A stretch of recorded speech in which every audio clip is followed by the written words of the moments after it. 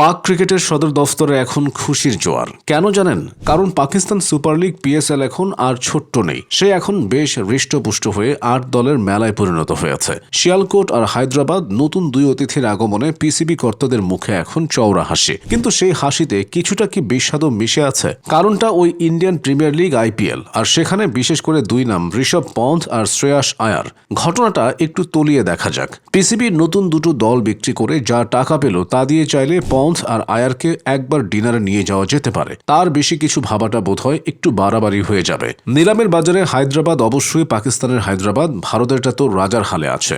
বিক্রি হয়েছে ৫৫,৫৭,০০,০০০ টাকায়, আর শিয়ালকোট ফ্র্যাঞ্চাইজি বিকিয়েছে ৫৮,৩৮,০০,০০০ টাকায়। অর্থাৎ নতুন দুই দল বেছে পিসিবি ঘরে তুলেছে মোটে ১১৩,৯৫,০০,০০০ টাকা। এবার একটু আইপিএল এর ক্যালকুলেটরটা হাতে নিন। পাঞ্জাব কিংসের মালিক প্রীতি জিন্তা শ্রেয়াস আয়ারকে বছরে দেন ২৬,৭৫,০০,০০০ টাকা। ওদিকে লখনৌ সুপার জায়ান্টস ঋষভ পন্থের পকেটে ঢোকায় ২৭ কোটি টাকা। এই দুজনের বেতন যোগ করলে দাঁড়ায় ৫৩,৭৫,০০,০০০ টাকা। মানে আইপিএল এর মাত্র দুজন ক্রিকেটারের যা পারিশ্রমিক তা দিয়ে আস্ত একটা পাকিস্তান সুপার লিগের দল কেনা সম্ভব। মাত্র ২.৫ কোটি টাকা পকেটে থাকলে আপনিও বলতে পারতেন, ভাই পন্থ শ্রেয়সকে পরে নাও, আগে আমার কাছে হায়দ্রাবাদ ফ্র্যাঞ্চাইজিটা প্যাক করে দাও। ব্যাপারটা অনেকটা এমন যে আপনি একটা আইফোন প্রো ম্যাক্স কিনতে গিয়ে দেখলেন সেই টাকায় একটা আস্ত সেকেন্ড হ্যান্ড মারুতি সুজুকি গাড়ি পাওয়া যাচ্ছে।